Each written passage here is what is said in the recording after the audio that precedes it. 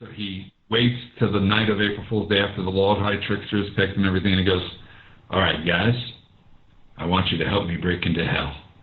We're getting Balder out. And I have a really neat twist on how everything is going to go. Won't give you spoilers. So that's going to be Fool's Night.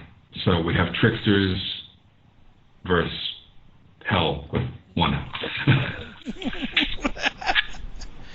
Okay, we're probably going to start recording again, or start it back in from here. So we can make sure we don't get any spoilers for anyone who hasn't read. I'm trying to think what else to ask. The one thing I did want to ask, since it's apropos to the show's topic, have you ever had any experiences with the paranormal yourself? Nothing to write home about. Nothing where things were floating around or doing. You know, everybody has premonitions where you know something's going to happen, where something does happen. You know it's ahead of time. So that kind of thing. When my grandmother passed away, and she had been a little bit ill, but not deathly ill.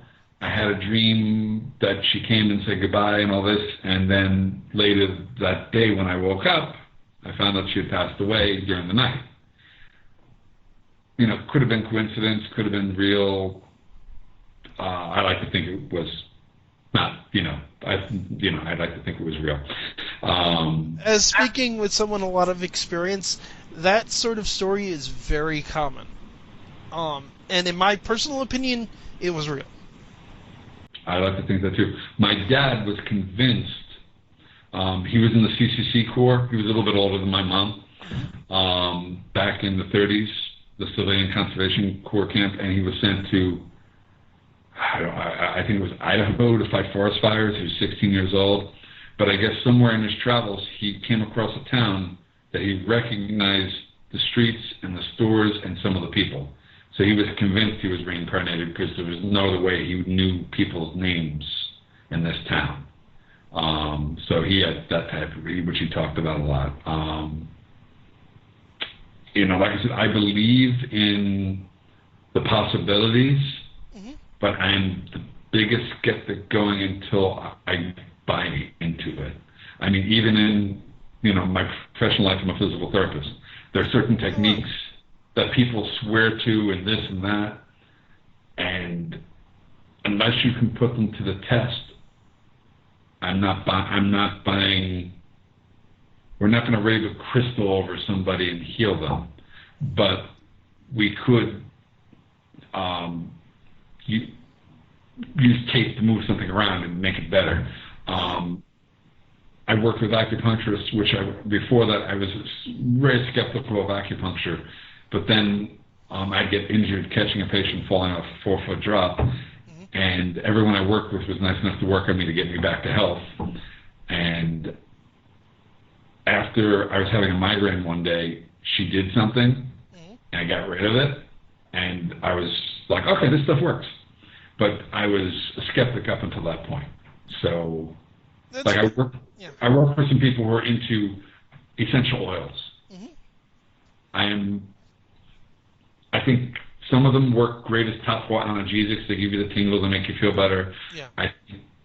Peppermint, things like that, they can help clear out your sinuses. But one of them is they claim to be able to cure plague. It's actually in a book. They list it as a cure for plague. And I wanted to say something so badly to the person selling it because earlier within the last year, they actually had a couple cases of bubonic plague in the West. People went camping and came across something, and I wanted to say, you need to take your oils out there and cure them. I didn't. Because although, of course, the plague is now curable with antibiotics. Yes, but I want to see the oils do it. Yeah, oh, no, I agree. I tend to be similar, particularly about medical paranormal claims, just because a lot of people have died chasing things that were told will magically cure their problem. But by the same token, I do believe in miracles. I do believe that you can be that. I do believe people have the power to heal, but I don't think they're the ones on TV asking money for it. I agree. I think there's, like, I have a Dagonet story plotted out where he's going to confront a faith healer who's a phony, and Dagonet has the power to actually heal people, and I'm going to have some fun with it. But like I said, with that kind of thing, but by the same token, I don't want to discount with the oils, because the person she believes in them wholeheartedly, and I'm also of the mind, placebos work 50% of the time. The mind is powerful. If you believe in something hard enough, it could help you. You know, if somebody believes the cure is going to work, just because they believe that's half the battle. Yeah. You know? And I agree with you. And the thing, to me at least, if somebody wants to say, okay, I think you should try this essential oil for your plague, to use an example, while you take the medical treatment, awesome, go for it. I agree. It's when you tell somebody, no, you need to stop trusting the medical science and trust me instead, I take an issue with it. Right, and that person has not had one iota of school. They learned this on the internet, on YouTube. But with this person, I have no objections if they believe in try it, because you know what? I don't know everything. No. And that oil you're claiming might do something, might do exactly what you're claiming. So do it. But yes, don't stop chemo to use, and that's, I don't believe that's any of the claims for this. It's more digestive ailments and sinus problems and things like that, and plague. I actually used a story from a paraphrase of the story from Star Tenders about the man in the house with the flood coming, as an explanation to one of my beliefs about that kind of thing. It's, you don't throw away you trust in God, pray to God, but don't throw away the mundane help when it's offered. Right, because, the story was, and this is not my story, I've heard this in church a million times. The premise is there's an old guy in a town that's flooding, and this family next door is loading up the minivan, and like, come on, come with us. And the guy's like, no, I'm praying to God, I trust in God, God will save me. And so then he moves up onto his porch, and the streets are flooding. The fire department comes by in a rowboat. They're like, come on, we got you, come on, we're going. No, I'm trusting in God to save me, I'm praying. He gets up on the roof, and a helicopter comes by, drops a ladder, come on, climb up, we'll save you. No, I'm praying to God, God will save me. And finally the dam breaks, and he gets washed off the roof, drives, and goes to heaven. And he shows up at heaven's gate, and he's like, I gotta see God. And he's like, really upset with God. I'm angry with you. I trusted you. You didn't save me. He's like, what do you want? I gave you 3 chances. Yeah. So that kind of, Sometimes the help God sends is the helicopter with the ladder. Sometimes it's the miraculous healing that there's no explanation, or as medical science calls it, sometimes it's spontaneous remission. But sometimes it's the doctor with the injection. It's the helicopter with the ladder. I absolutely support trying different things that sometimes science doesn't. Because science doesn't have all the answers.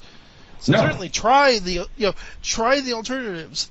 And the reality is there's science behind some of this stuff. Perfect example, there are studies that suggest acupuncture is useful for certain things, particularly with pain relief and pain management. It's not the magical cure-all some practitioners claim it is, but that doesn't mean it doesn't work. And it really can work for that. One of the things I found interesting, because I could learn it without having to go to school to learn how to put needles in people, is on the ears, there are certain points on the ears that correspond, and using seeds with basically little squares of Band-Aid. You can put them on and they do stuff, and I practiced and used it on different people, and not only did it work for me for migraines, it worked for other people for other things. It really did help. Did it get rid of the person's knee issue? No. Did it block the pain? Yes. So I'm of the mind that you should try, you should not try something within reason. Like there are people who have been in trouble for trying, their homemade cocktails, people who don't have any business making homemade cocktails are giving people, and they poison them because they're not, I want to say alchemists, that's not, there's people who, it's not pharmacists, but people who make up teas and things like that. But some of them have gone to school for a few years and they have an idea what they're doing. They're not going to give you something poisonous, hopefully. But at the same time, you have somebody working in a factory, they could put the wrong thing in the medicine. So I think, you have to you pray, you take medicine, you try and watch funny movies to laugh, you do everything, because laughter is the best medicine. I know people who swear copper is a heal-all, and I don't believe it, but wear it. If you believe it, it makes you feel better, go with it, absolutely. Yeah, agreed. And the power of the mind, as you said, it's an incredible force. If you believe it works, it's going to work. There's a whole episode we just did about how to protect yourself from the spirit world, and the concept definitely overlaps. And you see all these websites that say, burn sage to cleanse your house, use holy water to cleanse your house, say this prayer, say that prayer, and it's like, use what you believe in, not just what somebody says to do, because there's that power of belief. But I think I'm sorry, go ahead. I was going to say, and then in some cases for stuff like that, people they don't know what to do, so if someone tells them, it helps. This is also true. There's a list of things I could suggest, but again, a lot of the times, anything I can suggest won't work as well as something they believe. And it also is true from a psychological perspective, because I get calls from people who think their house is haunted that saw the wrong horror movie too late at night and freaked themselves out. And that belief thing comes into play there. There's a psychological aspect to it that has nothing to do with the paranormal. Right. It's the same kind of thing when you're taking a pathology class and there are people who think they have every disease they're studying because they're reading the symptoms. I have that.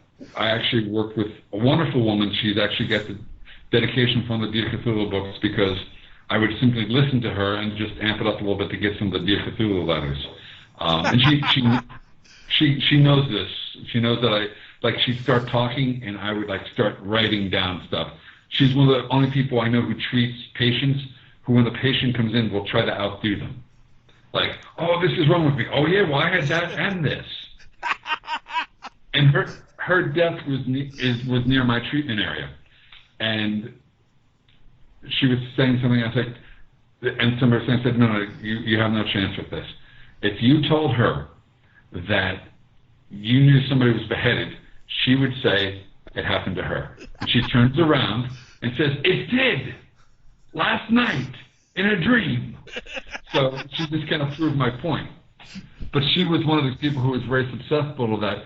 And right after she got married, a bunch of us who worked there and the patients, we decided, because she was one of those people who suggested, you said, oh, you look like you're not feeling good. She would not be feeling good by the end of the day. We convinced her she was pregnant.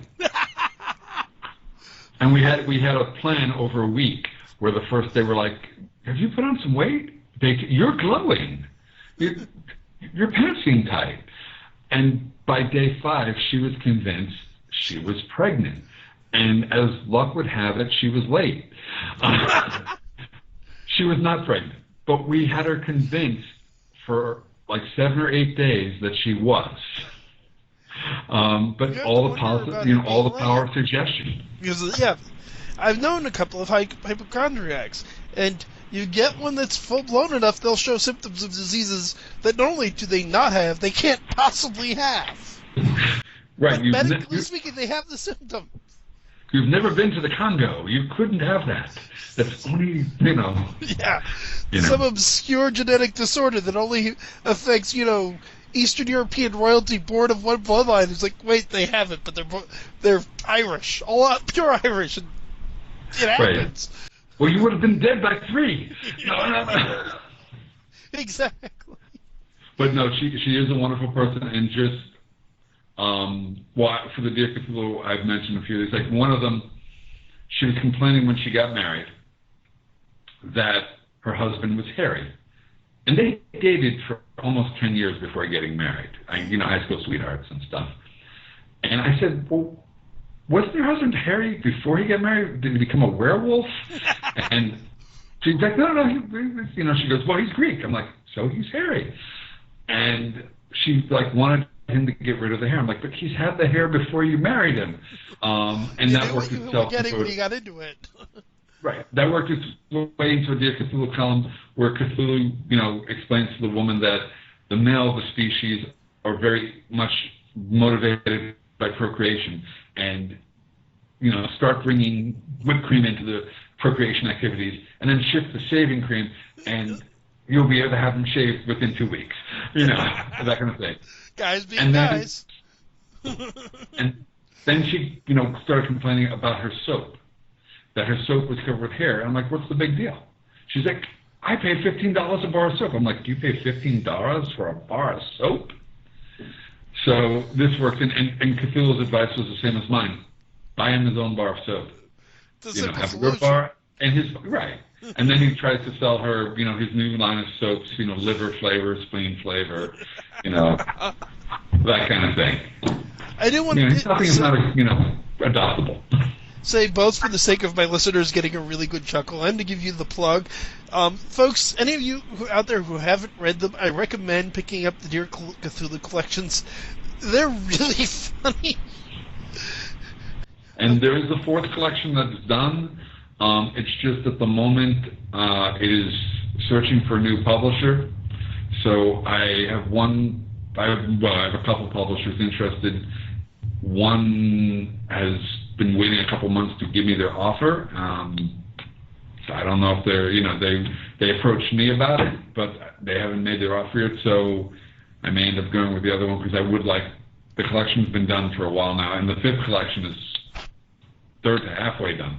Because it runs in different magazines, and then basically I put them together and collect them. So, I would like it out at some point. And then I do have, and it's a matter of amount of time available to write, actual full advice books by Cthulhu, or Dear Cthulhu.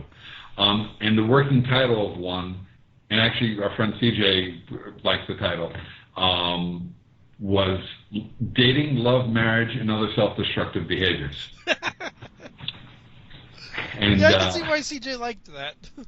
Well, he was married and love of his life, but, he had troubles with other people. A couple of times.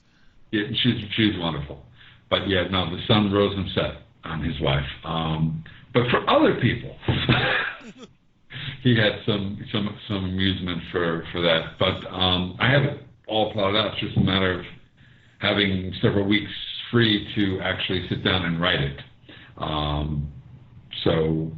And I'm going with that advice. And I have 2 books I'm working on rewrites for an agent for. One I co-wrote with Diane Wrights, which oddly enough is a paranormal urban fantasy romance type book, which is a little different than what I normally do, but it's still good stuff. And the other is a YA book, which I'm very happy with, and I'm working on a rewrite of that. So I'm hoping that perhaps I'll move from the minors into the majors in terms of publishers, which would be very nice.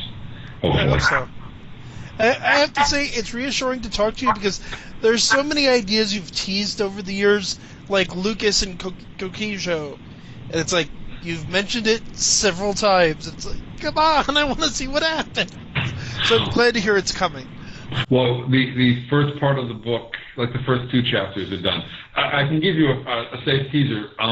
In the Murphy's Law universe there are several bars besides Bullfinch's Pub. There's the Eternity Club, and there's also Plasma, which is a club for vampires downtown Manhattan. And in this book, Murphy is tending bar there because Patty bet him and lost. So Murphy ends up tending bar in a vampire bar, which is a little bit different than his normal stomping grounds. And this is a bar where Terabelle, who has a huge crush on Murphy, has filled in as a bouncer, where Hex is a regular bouncer, where Moni has had some history there, and we kind of will find out that the bouncer there worked at Bullfinch's pub in the 30s, in the 20s. Which is something we don't know until, now you get a little bit of a preview. But if you don't know who the bouncer is, then that's okay. Is it the one that was in the Terabelle story? Well, the one who Hex borrowed. So okay. He's been in a couple different stories, but Barber is his name. Yes, I do remember Barber. So Barber actually, and there's a group called the League of Shadows, which operated in the 30s and the 40s in, well, I can't say New York because Wisp is one of them and he was in Philadelphia, but involves several people we've met and several people we haven't yet. Dagonet, the Infinite Jester, Negro, the Health Detective, Wisp, the owner of the Eternity Club, the Pink Reaper, who we've met a few times in the present and future day, and Nemesis, have all been members, as well as Moni, the Graveyard Angel's mother. And then there's one character called the Dead Lady, who I have her story done. I haven't sold it anywhere yet. And another character called the Ghast, who appeared in Lucky 13. And there was an audiobook for that book, so it was actually my first story in audio, which was wonderful. And the guy, the narrator, did a wonderful job, but he's a member of it. So they're slowly being introduced. And I blame John French for this, because originally the Pink Reaper, we were going to do his Nightmare character and my Pink Reaper character, and she was going to be in a different universe from Murphy's. Just a nice pulp superhero-y kind of universe. And John said he really, really wanted to work Nemesis in, which set it in the Murphy's Law universe. And as you're working, ideas come to you, and now there are all sorts of adventures set in the pulp era, Shadow, Doc Savage kind of era stuff. So when I get to all of them done, there will be the first Murphy's Noir book is, in my mind, titled Born from Shadows. Now, it's also making me think... And we'll feature the original... Oh, wait. I was going to say, I think you're breaking up again. Oh, I'm sorry. It's not your fault. But no, I was going to say, you're making me think, one of the questions I asked CJ once, and he actually said to ask you, we're reading his Laiwan stories. And that character being so interesting, and when you brought her and had her interact with the DMA, I'm like, why didn't somebody bring her to Bullfinch's? Well, with that, CJ and my universes have some differences. In his universe, there are no fairies, per se. Because originally I wanted to cross over Terabelle, as opposed to Carver. And it doesn't work. But just for fun, I managed to have Terabelle make a cameo, and he was okay with that. we just mention who she is, not the whole that she's from fairy kind of thing. And we had talked about it didn't work for the sake of it. John French really wants to write a story, and actually he kind of got his wish in Apocalypse 13, where he wanted Bianca to go to Bullfinch's pub. It just didn't work out in the book that we were working on together. So I let him borrow Patty and Nemesis for a story, and at the end of it, Nemesis and Bianca sit down for a drink, and Patty brings the drink over. So he managed to get, and I gave him permission to do this. Matter of fact, the editor of Apocalypse 13 sent me an email saying, "Do you know that he's using?" I'm like, yes, he has my permission. So that was kind of fun. And actually, what was neat is John French had actually done homage to Murphy's lore in his Nightmare stories, where he was implying that this one character was Patty Moran. But then once we crossed over the Nightmare with Murphy's Law, it couldn't be Patty. So it's now his cousin Seamus. He calls him just Moran. He never gave him a first name. So, but with crossovers like with CJ and I, and CJ and John and I, and John and I, the way it works is continuity for the crossover is in both universes, but the rest of the universes don't cross over continuity-wise. Just because John's devil's a little bit different than my devil. Like I said, CJ's universe and my universe, when he destroys New York and I destroy New York, it's two different time frames in two different ways, that kind of thing. So continuity-wise, our universes have their own, but there's a little bit of tiny crossover.